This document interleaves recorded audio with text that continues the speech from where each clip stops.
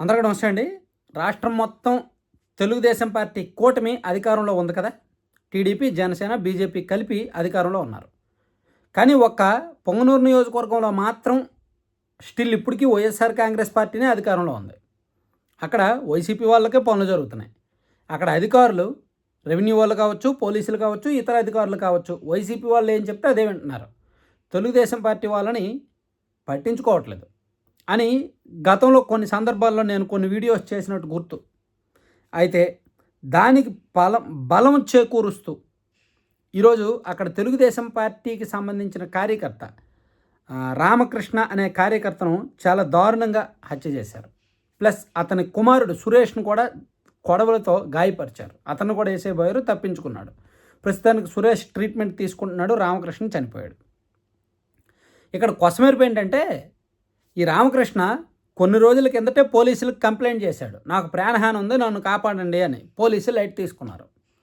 And ఈ రామకృష్ణ ఒక video కూడా రిలీజ్ చేశాడు, నాకు ప్రాణహాని ఉంది వీళ్ళ వలన అని. అయినా సరే పార్టీ అధికారంలో ఉంది, కానీ కార్యకర్తను కాపాడుకోలేకపోయారు. కానీ పొద్దున్న లేస్తే కార్యకర్తలు మాకు ప్రాణం అని కబుర్లు చెప్తారు. ఇదిగోండి ఆయన చెప్పిన మాట ఒకసారి వినండి. రామకృష్ణ ఏం మాట్లాడారనే మాటలు ఒకసారి వినండి. సర్రమకలపల్లి పంచాయతీ కృష్ణాపురము. నేను టీడీపీ కార్యకర్త. ఇట్లా పలానా వైసీపీ వాళ్ళు ఎన్ గణపతి, ఎన్ మహేష్, కె వెంకటరమణ, ఎన్ తిర్లోక, వీళ్ళు నలుగురు ఇప్పటికి నా 4 దఫాలంటే నన్ను ఆడ పడితే ఆడ పట్టుకొని కొట్టేది, నా కొడుకులు పట్టుకొని ఆడంటే ఆడ ఇది చేసేది, ఏ దాని రావద్దు ఆ దాని రావద్దు, ఇది నాది అది నాది అనేది ఇట్లా బెదిరిస్తూ ఉన్నారు. నిన్న నా భూమికి మట్టి తోలుకుంటా ఉంటే వాళ్ళ ఇంటి ముందర తొక్కిన దానికి ఇట్లా పట్టుకొని డ్రైవర్ని పట్టుకొని కొట్టారు. ఏం కదా అట్లా కొట్టినది నేను అడిగితే నన్ను పట్టుకొని కొట్టేసినారు. మళ్ళీ నా కోడలు వస్తే నా కోడలు పట్టుకొని కొట్టినారు. మళ్ళీ నా కొడుకు వస్తే నా కొడుకును పట్టుకొని కొట్టేసినారు. నా అంతకుముందు చంద్రబాబు గెలిచినప్పుడు టపాసులు కాల్చి కేక్ వస్తా ఉంటే స్కూటీలో వచ్చి కేక్ను బిజుకొని వెళ్ళి నా పిల్లలకు 2 కాళ్ళు ఇచ్చేసినారు. అప్పుడు కంప్లైంట్ ఇస్తే అప్పుడు పట్టించుకోలేదు. ఈ వద్దు మన రీలోనే వచ్చి నేను కంప్లైంట్ ఇస్తే సీఏకి ఫోన్ చేసి అదే మనకు సీఏ మున్నూరు పోలీస్ స్టేషన్ సీఏకి ఫోన్ చేస్తే పంపిస్తానని చెప్పి పంపించలేదు సార్. తెల్ల అప్పటికప్పుడే నైట్ నేను సో అది ఆయన ఏం చెప్తున్నాడంటే, గతంలో నా మీద 4 సార్లు దాడి చేశారు. రాష్ట్రంలో తెలుగుదేశం పార్టీ గెలిచినప్పుడు చంద్రబాబు గారు సీఎం అయినప్పుడు నేను ఇక్కడ కేక్ కట్ చేసి సంబరాలు చేస్తే దాన్ని కూడా వాళ్ళు అడ్డుకున్నారు. మా ఇంట్లో వాళ్ళని కూడా కొడుతున్నారు. నేను పోలీసులకు కంప్లైంట్ చేస్తున్నాను, పోలీసులు పట్టించుకోవట్లేదు అని ఆ టీడీపీ కార్యకర్త చెప్తున్న మాటలు అవి. మేబీ మీరు అందరూ పొంగనూరు నియోజకవర్గంలో ఆ వీడియోలు, ఆయన మాట్లాడిన వీడియోలు బాగా వైరల్ అవుతున్నాయి. మేబీ అందరూ చూసే ఉంటారు. సో మరి ఏం జరుగుతుంది అనేది ఒకసారి ఆలోచించుకోవాలి. నిజానికి పొంగనూరు నియోజకవర్గంలో ఎందుకు టీడీపీకి పట్టు రావడం లేదు? ఇన్ఛార్జ్ గారి లోపమా, నాయకత్వ లోపమా, లేదా పెద్దిరెడ్డి గారితో టీడీపీ పెద్దలు ఏమైనా ఒప్పందం చేసుకున్నారా, మీ జోలికి మేము రాము అని?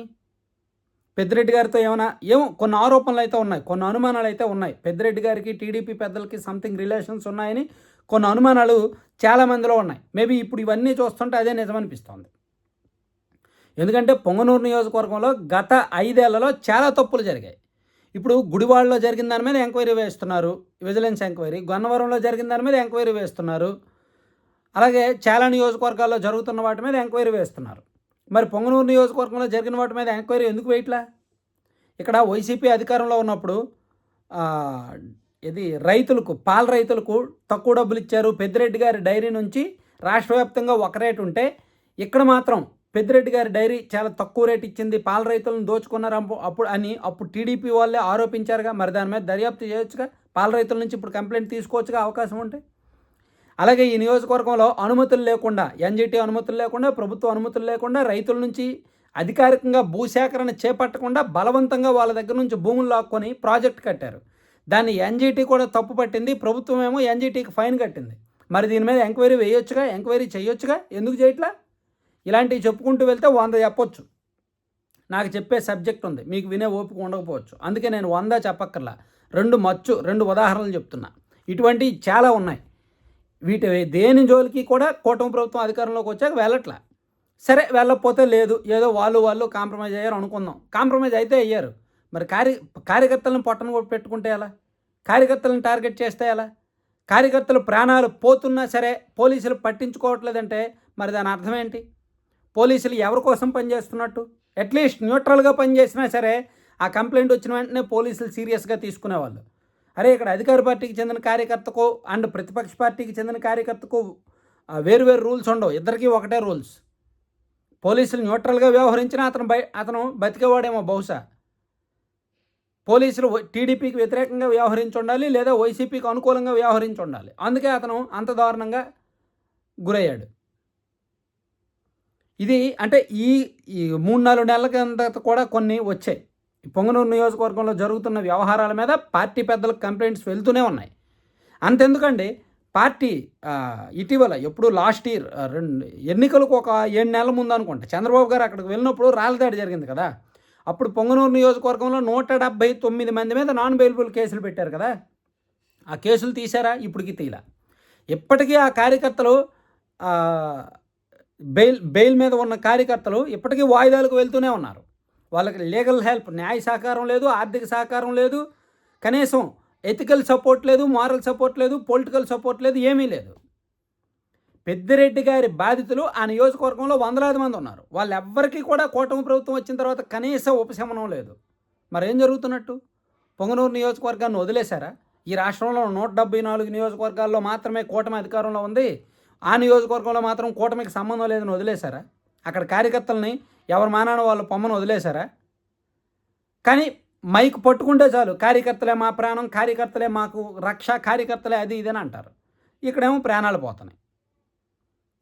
సో అయితే దీని వెనక నాణ్యానికి రెండో వైపు ఏముంది అనేది కూడా నేను పరిశీలిస్తున్నా. నిజానికి వాళ్ళకి ఏమైనా పాత గొడవలు ఉన్నాయా, వాళ్ళకి ఏమైనా వ్యక్తిగత కక్షలు ఉన్నాయా, ఈ చంపేసిన వెంకటరమణ అండ్ చనిపోయిన ఈ రామకృష్ణ అనే వ్యక్తికి ఏమైనా, ఈ కుటుంబాలకు ఏమైనా పాత గొడవలు ఉన్నాయా, వ్యక్తిగత కక్షలు ఉన్నాయా అనేది కూడా నేను పరిశీలిస్తున్నా. గతంలో 2-3 సార్లు గొడవలు జరిగాయి, గతంలో 2-3 సార్లు జరిగింది. అండ్ నిన్న కూడా ఎక్కడికో జాతరకి వెళ్తున్నప్పుడు అక్కడే వీళ్ళిద్దరూ గొడవ పడ్డారంట. నిన్న ఏదో తిరునాళ్ళకి వెళ్ళారంట, అక్కడే వీళ్ళిద్దరూ గొడవ పడ్డారంట. సో నెక్స్ట్ డే అతన్ని వేసాడనమాట. సో వీళ్ళకి పాత గొడవలు ఉన్నా, వ్యక్తిగత కక్షలు ఉంటే ఓకే, పార్టీ పరమైన కక్షలు ఉంటే మళ్ళీ ఎవరు తప్పు అవుద్ది?